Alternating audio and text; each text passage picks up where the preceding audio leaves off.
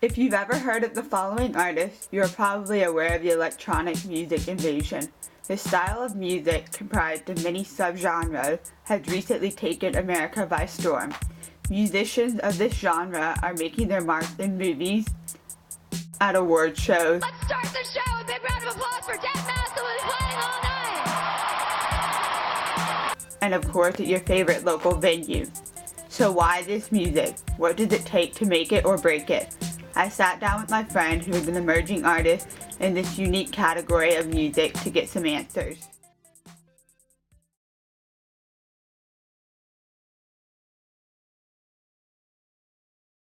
So one day, I got into this when I came to college. I started listening to a lot more Daft Punk and Justice. And way back in the day, I started listening to electronic music way back in the day in middle school. And I've always been a big fan of it. But when I got to college, it really hit me. And I started reading a bunch of interviews on the artists that inspired me. And they started talking about Ableton. And I was just like, what the fuck is Ableton? Because when I was reading Daft Punk's interview about Ableton, they said, I'd rather do this in a video game every day. It's addicting, I'd rather do this. So I was like, shit, if it's better than a video game, I'm gonna check it out. Checked it out, I got a demo version, and I started messing around with it, and it was really hard to learn. So check it out. When first time you open this up, you have this come up, and you're just like, what the fuck is this? So you have all your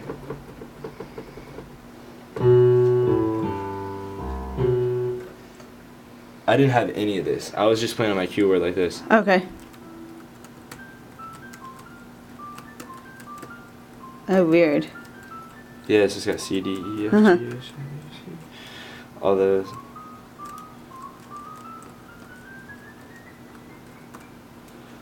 And that's how I started learning, was on this. And all my stuff was still elementary, so just not anywhere where it should be. It was more just learning how this thing worked.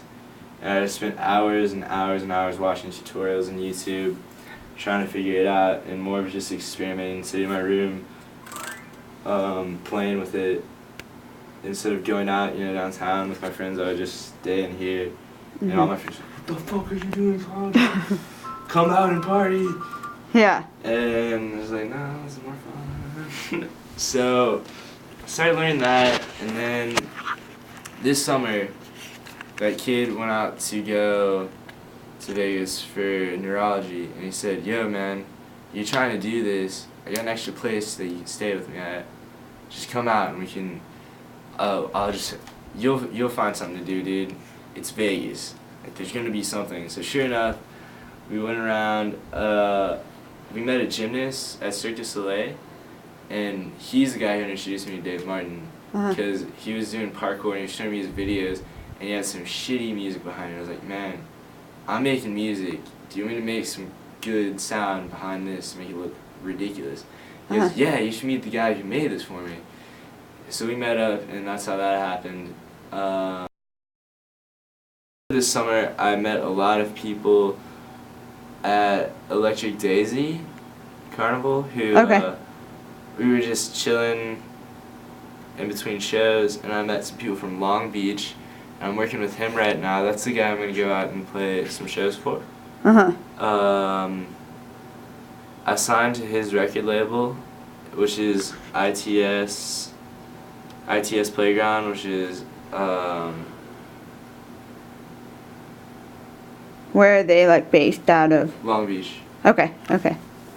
And I'm also working with this boy named Anthony, who is insane on music, just crazy. He's making an album right now, and he's gonna try to drop it in December. He's having me come out and open up for him. But I'm also starting a company called Debaucherous Events with that kid that just walked in. Okay. And we're having our first show with the Cats in Long Beach, because they're helping us do this too, and we're putting the record label and the events together. And we hope to have our first show around New Year's, he wants me to headline, and I'm just like, no, man, I don't care. I just want to go play. I just want to go play. Because it's just fun to go out and make people dance to the music you created. That's the most gratification I can get. Right. I really don't care about the money. It's more just watching people out there get down to what I made. I knew him kind of through a friend who was his roommate. Yeah, that guy was a dick. Yeah. Okay. Complete douche. Okay. But that's And how we so- met and then- way back in the day, and we hadn't really talked until February of this year. In January. January, So it was February. our Christmas break. Yeah. And then we started talking about that opera herb stuff, Mm-hmm. getting into that. Then we just thought all these ideas for sponsored events, and then he went out for Vegas, told me to come with him, and all that nonsense happened in Vegas. Then he started telling me about Myers, and he's like, you know why you love mango so much? Because it gets you high. I was like, what the fuck are you talking about? He goes, myrcene and mangoes get you high. So I just So started it's like stuck on a that. It's an chemical enzyme kind of thing Yeah, in it's chemical. mangoes. Yeah. Okay. So it I'll show you on my Facebook. It has my mission statement Okay. of what myrcene does. Myrcene makes the high longer, mellow, stronger, and that's what I want to do. I want to make music more mellow, deeper, stronger, and longer. Okay. And I just want, because all today the electronic music is this hard like dubby, just Yeah. too loud, too fast. I want to slow it down, make it slow and mellow, and just create a whole different atmosphere for people to Okay. dance to. I don't want them to be getting down. Another thing, like this is another thing that made me want to do this. When we went out to Vegas, you see all these kids on meth rolls, you know. Uh-huh. The ecstasy out there is meth rolls, so they're out there dancing really hard and crazy, and I don't want that. I want people to be out there just grooving and moving to the music instead of Shuffling. angry dancing. Right. Yeah. Which, and start off really, really hard and get the crowd really into it, or you can come in slowly just by the way you set up your tracks. It really depends on what the artist wants to do, and if you're good enough at what you're doing, you can control the crowd, and that's the whole thing.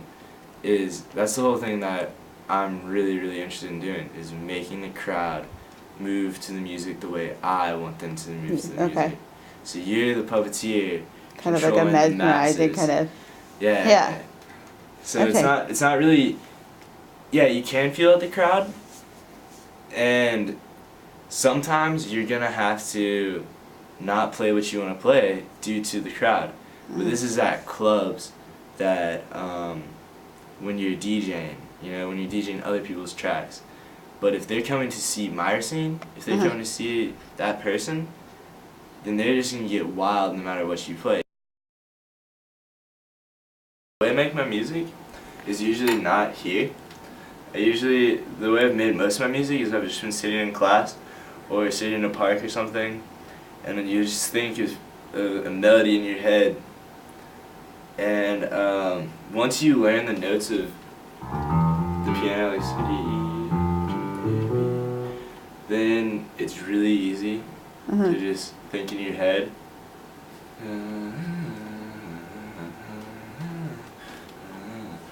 And you think of those melodies, and I always carry on a notebook too, because you never know when someone's gonna come to your head. Once you have the melody down, you can turn the piano into any instrument that you want it to be, which is why I love Ableton. It just makes making music almost so anyone can make music, and if you are good at math, you can do this, no problem. Really? As long as you're good at math, all music is math. Yeah, that's the subject that I excelled in. That's the subject I was doing, or majoring in for everything I switched my career to. Is all math based. And when I started figuring out music was math, it just made it so much easier, Really? much easier to do everything. And now that I've got it down that this is all just a mathematical equation, it makes making music that much easier, and almost it comes out to an equation, and it's just I don't know, it all looks symmetric now, and I don't really know how to explain it, but in the simplest forms, really, it's just math. It's just an advanced form of math, or an artistic form of math. That way, yeah, that makes more sense. An artistic form of math. Usually it's just this guy and this guy, that's all you need. So easy, so easy. Because you can just set up all your tracks on here, load them up on audio 1 and 2, A and B, and just switch back and forth in between, fade in and out, and go for hours and hours without having to do shit. It's so easy.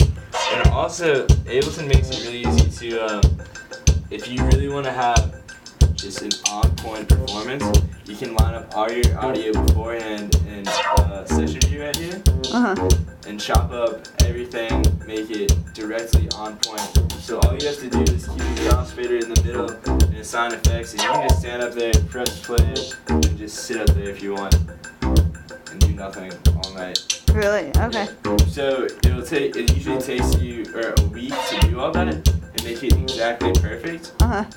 It's not as fun though, you know? I like to go up there and actually play the tracks, what I'm doing, affect them, mess around. Okay. But I'm producing music, so I'm making all my music beforehand and then putting it down on this to play live. Right now it's just me going around promoting myself, trying to find places to play, trying to get my name out there, just showing people my music, seeing if they like it or not. My goal is to be throwing my own events where I'm headlining with a bunch of other artists and friends, and just having everybody there have a blast. And what we want to do with our events are promote knowledge, science, promotion of like maintaining our earth and keeping it healthy, and unity, one love, just having everyone together as one.